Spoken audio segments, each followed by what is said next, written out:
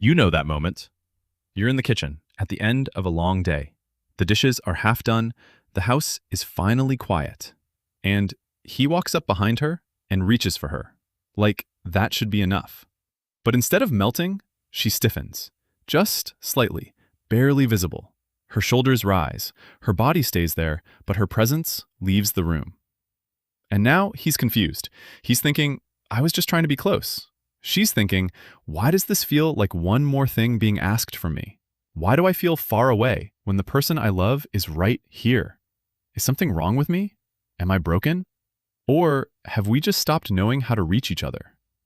And here's the truth most people never get told. The issue usually isn't that she doesn't want touch. It's that she doesn't want touch that skips safety and goes straight to access. You're not failing at love. This is not proof you chose the wrong person. And if you stay with me, by the end of this video, you'll understand where connection actually begins for a woman over 40, why so many men miss it, and how to touch in a way that makes her feel wanted instead of managed. Let's get into it. Most couples believe touch starts at the body, but the real truth is touch starts in the nervous system. Long before she responds with her skin, her body is reading tone, pace, intention, presence. It's reading whether this touch says, I'm here with you, or I need something from you. And that difference changes everything. Because when a woman gets older, especially after years of carrying invisible labor, stress, family pressure, disappointment, self-consciousness, or emotional drift inside a relationship, her body doesn't separate physical touch from emotional meaning. It blends them. If she feels unseen beneath the surface, even loving touch can land like pressure. If she feels emotionally safe, even the smallest touch can feel electric. That's attachment science in real life. Your partner's nervous system is reading you before her mind can catch up. What looks like disinterest is often overload. What looks like withdrawal is often protection. And what most men call trying harder usually fails because they increase contact without changing the emotional tone. Man, that's why some women don't need more touching. They need different touching. Not faster, not more sexual, not more performative, but slower, safer, more present. And most couples make the same mistake here. They treat desire like a switch when it's really a landing process. Most people in relationships reach for intimacy at the exact moment their partner is still carrying the entire day in her body. So he touches with good intentions, but she receives it through tension. The deeper truth is that many women over 40 are not untouched. They're overstimulated. Their nervous system has been on all day. Work, messages, kids, deadlines, mental load, little disappointments, unspoken resentment. By evening, desire doesn't wake up because someone grabbed her waist. Desire wakes up when her body finally feels safe enough to come out of defense. That's why the first place she often wants to be touched is where the stress lives. Her shoulders, upper back, neck, hands, face. Not because those places are magical, because those places say, you can let go now. The disconnecting version sounds like this. Come here, babe, while his hands go straight to the places he wants. The connecting version sounds like this. You've been carrying a lot today. Turn around for a second. Then his hands rest on her shoulders. No rush, no agenda, just presence. And when you do that, her body stops bracing against you and starts recognizing you as a place to soften. Here's the part no one talks about. Most couples don't struggle because touch disappeared. They struggle because touch got loaded. Every affectionate moment started to feel like it was leading somewhere, and once that happens, even tenderness can feel like pressure. The deeper emotional truth is simple. If touch always comes with a hidden next step, her body stops receiving it as connection and starts scanning it as demand. That's not rejection, that's pattern recognition. Her brain quietly registers, if I let this in, I'm going to owe something. And once touch feels transactional, the walls go up before either of you says a word. So listen to the difference. Disconnecting. He rubs her thigh for 10 seconds, then gets irritated when she doesn't escalate. Why are you always so distant? Connecting. He kisses her forehead, rubs the back of her neck, and keeps watching the movie. Nothing pushed, nothing taken. Just a moment that says, I wanted to be close to you, that's all.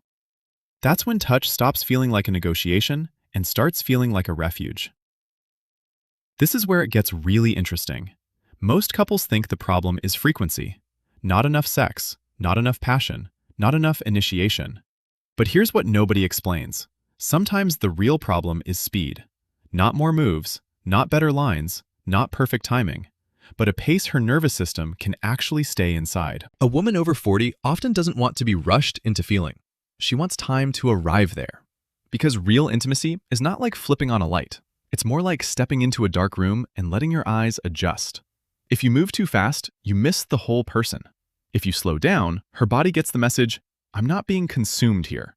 I'm being met. The disconnecting version. He pulls her in quickly, kisses hard, reaches lower fast, and she goes still.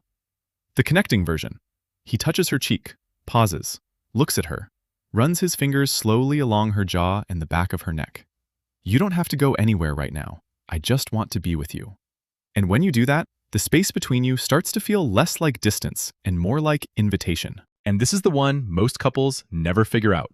Most couples go straight for arousal zones and skip the places that create emotional arrival. But for many women, especially in long-term love, the first touch that matters is the one that says, I see you. The face, the hairline, the hands, the shoulder blade, the small, unguarded places. Why do these places matter so much? Because they don't just stimulate, they communicate. They tell her whether you're emotionally available or just physically interested. Her internal monologue changes in an instant. He actually noticed me this time. He's here. He's not just reaching for my body. He's reaching for me. Watch the contrast. Disconnecting. You coming to bed or what? Connecting. He takes her hand while she's talking, rubs his thumb across her knuckles, brushes hair from her face, and says, I missed you today. That's the shift that makes a woman feel chosen before she's ever expected to feel seductive. Honestly, this one matters more than people realize. Most people in relationships try to use physical touch to skip over emotional distance. They've been disconnected all week, but then they reach for closeness, like the body should solve what the heart hasn't repaired. But touch cannot safely bridge what words keep wounding. If she feels criticized, dismissed, invisible, or alone in the relationship, physical closeness can feel confusing instead of comforting. Emotional distance in a relationship isn't like a wall. It's like scar tissue. It forms slowly over 100 small moments that never got repaired. And then one day, both people wonder why the warmth disappeared. The disconnecting version. They barely spoke all day. He snapped at dinner. Later, he climbs into bed and reaches for her. She turns away. He thinks, she never wants me. The connecting version. Before bed, he says, I didn't like how I spoke to you earlier. You didn't deserve that. Then he touches her hand. Not to restart the night, to repair the rupture. And that's when your partner stops feeling like a problem to manage and starts feeling like a person to come home to. Here's the thing. Most couples think consent in long-term relationships is obvious, but emotional consent matters too. And many women over 40 are deeply sensitive to whether touch feels collaborative or assumptive. This isn't a communication hack. This is what emotionally mature love looks like. Not taking access for granted. Not acting like history replaces attunement, but staying curious, staying respectful, staying awake to the person in front of you, not the role they occupy in your life. The disconnecting version. He reaches without reading her body and gets offended when she's not receptive. The connecting version. He touches her arm gently and says, do you want closeness right now, or do you want space? And if she says space, he doesn't punish her for it. He stays warm. That's when something in her starts whispering, I'm safe being honest here. And that kind of safety brings more intimacy than pressure ever will. And here's what changes everything. Most couples touch as a prelude. Few touch as a reunion. But the first touch that lands deepest for a woman over 40 is often the one that reconnects her to you before it asks anything else from her. Not seduction first, not performance first, not how do I get her in the mood first, but how do I help her feel met? Because beneath the surface, what she often longs for is not simply sensation, it's relief, it's exhale.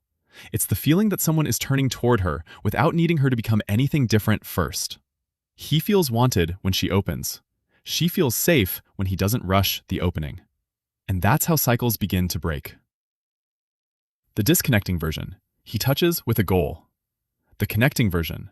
He walks up, puts one hand on her upper back, kisses the top of her head, and says, you don't have to perform for me. I just wanted to hold you for a second.